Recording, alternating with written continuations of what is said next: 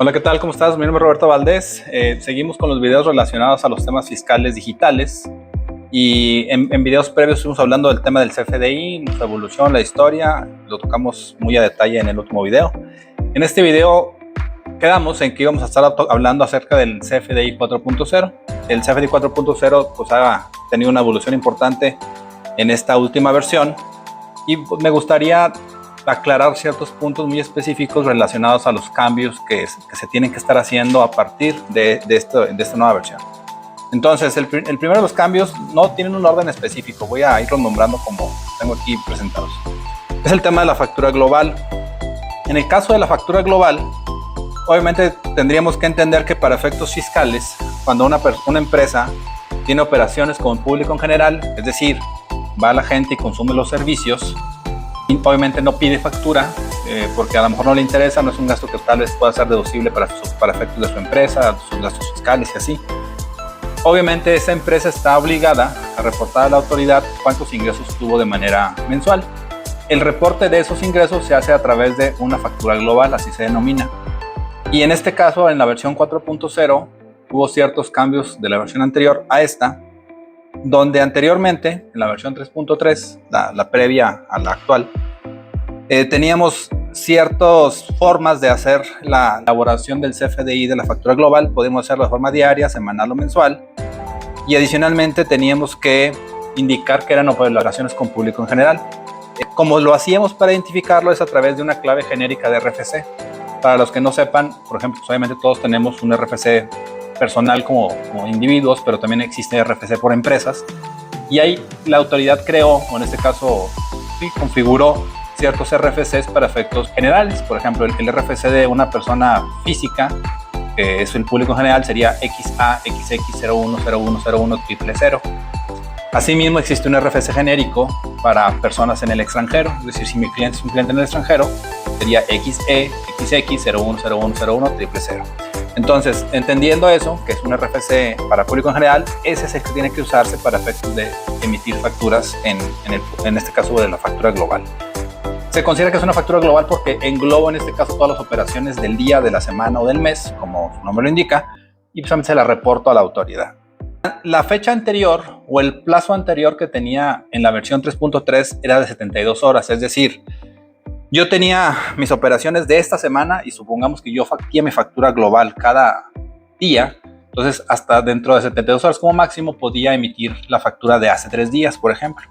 72 horas es el equivalente a 3 días. Si fuera semanal, yo cortaba el domingo, por ejemplo, y lunes, martes, hasta el miércoles como máximo podía emitir factura. Y ya finalmente, si fuera mensual, algunas empresas tenemos de clientes que así lo hacían, al final del mes sabían que tenían 3 días después de haber brincado el mes para emitir su factura global.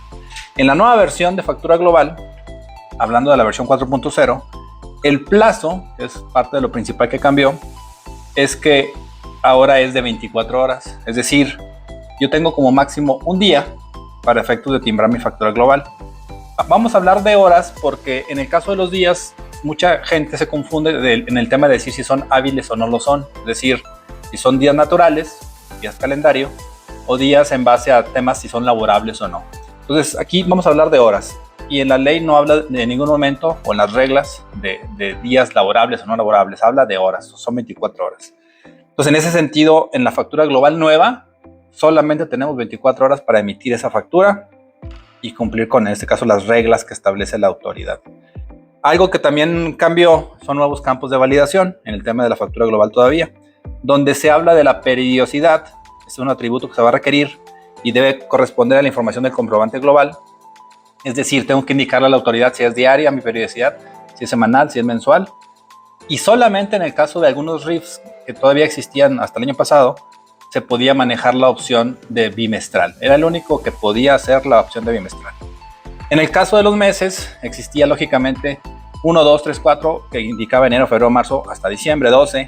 Pero como sabíamos que había periodicidades para los RIFs, ahí también se habilitó un campo especial, que era el periodo 13, por ejemplo, era el bimestre enero-febrero, el periodo 14, marzo-abril, y así. Es decir, no nos quedábamos en el 12, existían otros 6 adicionales, que era el 18, para efectos de poder considerar a los RIFs en este caso. Y otro campo que es un campo obvio es el tema del año de la facturación global. También algo que ahora se concatenó para efectos de ese tema de la factura global es que para que el SAT identifique que esta factura es una factura global, se tiene que establecer forzosamente el RFC genérico que platicamos hace un momento, XAX0101010000, es decir, tengo que dar de alta un cliente con ese RFC, y el nombre forzosamente tiene que ser público en general en letras mayúsculas. Si yo creo un cliente con el RFC genérico y no le pongo público en general, o le pongo en letras minúsculas, o le pongo ventas de mostrador, por ejemplo, que también es un tema común, el SAT no considera que esa factura es una factura de público en general. Entonces, esa condicionante del RFC con el match del nombre, público en general en mayúsculas, y la periodicidad y el mes y el año, hacen que esta factura se considere como una factura global. Entonces, de lo muy importante que cambió en el tema de versión 4.0 es el tema de la factura global, con esos datos específicos que platicamos ahorita. Otro tema que cambió es el tema del tipo de relación. En la versión anterior solamente se podían relacionar un solo CFDI a ciertas facturas. Vamos a poner un ejemplo. Si yo estaba haciendo una factura y luego le iba a aplicar una nota de crédito a esta factura, solamente podía tener una relación en esa factura de 1 a 1. En la versión 4.0 puedo hacer muchas notas de crédito que aplican a una sola factura, por ejemplo. Entonces ya es una relación de 1 a, así lo marca la regla, a un infinito. Es decir, obviamente a cierta cantidad grande de documentos. Entonces, en esta versión 4.0, tanto en notas de crédito puedo relacionar varios o incluso en sustitución. Estamos de acuerdo que si yo tengo a lo mejor 5 facturas y mi cliente detecta que cometí un error en esas 5, puede decirme, ya te las pagué, emite una nueva y relacióname las 5 que cancelaste para que la autoridad sepa que esta nueva equivale a esas 5. Entonces, ese tema de la relación se refiere a eso, al tema de que cuando yo emito la factura, el sistema o los sistemas tenderían a permitirme hacer una relación de los folios fiscales para que la autoridad, cuando yo timbre este nuevo documento, se entere que van relacionados y tienen cierta correspondencia con las facturas canceladas. Entonces, el tema de la relación va por ahí. Uno de los campos o de los cambios más importantes en el tema de la factura 4.0 es el tema del nombre de la empresa. A partir de esta versión, tanto en el caso del nombre del emisor, es decir, la empresa que emite la factura, como en el caso del nombre del receptor, obviamente la empresa o persona que recibe la factura, el cambio más importante viene en el artículo 29A del Código Fiscal de la Federación, donde dice que ahora el nombre del emisor, en la fracción 4 se hizo esta actualización, se requiere que ya no lleve el SADCB o el SDRL o el SC. Esta parte del nombre de la empresa que estamos muy acostumbrados a ponerla es el régimen de capital, así se le denomina. Entonces, en la versión 4.0 ya no es necesario que yo establezca en el nombre de mi cliente el régimen de capital en el cual tributa ese cliente. Y tampoco es necesario que yo como empresa en mi nombre, por ejemplo en el caso de nosotros, Bobicom SADCB, ya no es necesario que diga SADCB, con el simple hecho que diga Bobicom es correcto. El SAT en esta nueva versión tiene una nueva validación que lo que hace es que busca mi nombre, pero también busca mi RFC y adicional, como tercer campo, busca mi código postal. Es decir, valida que el domicilio fiscal que yo establecí cuando di de alta mi empresa corresponda a lo que tiene dado de alta en el SAT y como yo estoy timbrando mi factura para que pueda ser timbrable. El problema no radica en los datos míos, porque yo como emisor es un hecho que los capturo correctamente. El problema principal en este cambio radica en los datos de mis clientes y en el caso de la nómina de mis empleados.